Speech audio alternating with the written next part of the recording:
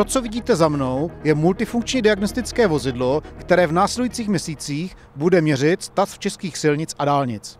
Multifunkční diagnostické vozidlo ARAN kanadské firmy Roadwear Corporation je nejrozšířenější sériově vyráběné vozidlo pro sběr proměnných parametrů vozovek na světě.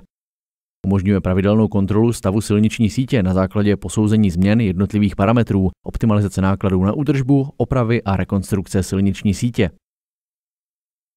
Na přední části vozidla je namontovaná lišta s ultrasonickými senzory, které měří příčný profil vozovky, a 2 přesné laserové kamery měřící podélný profil. Můžeme tedy vypočítat nejen koleje ve vozovce, ale také hloubku vody v kolejích. Umíme také změřit tzv. Makrotexturu vozovky, ze které můžeme vypočítat její smykové vlastnosti. Na střeše vozidla jsou namontovány 2 GPS antény, které umožňují přesně lokalizovat měřené místo. Vpředu i vzadu na vozidle jsou umístěny 2 digitální kamery. Přední snímá vozovku z pohledu řidiče a zadní je namířena kolmo na vozovku a snímá její poruchy. ARAN dokáže všechny tyto parametry změřit při běžné cestovní rychlosti 80 km v hodině. Denní kapacita je tak 100 km a výsledky jsou k dispozici ihned. Pravidelná kontrola stavu silniční sítě umožňuje na základě posouzení změn jednotlivých parametrů optimalizaci nákladů na údržbu, opravy a rekonstrukce silniční sítě.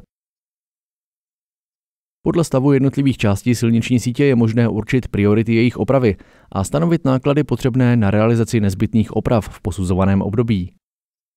Sledování novostavby a vozovky před uplynutím záruční lhůty umožňuje ve svých důsledcích zvýšení kvality vozovek celé silniční sítě a úspory finančních nákladů na jejich opravy po uplynutí záruky. V ceně základního měření je prohlížeč naměřených dat a lokalizace všech úseků s parametry dosahujícími stupně 4 nevyhovující nebo 5 havarijní. Je zbytečné měřit vozovku v havarijním stavu, je ale velmi užitečné ji měřit a starat se o ní od prvopočátku, i v době, kdy je v záruce.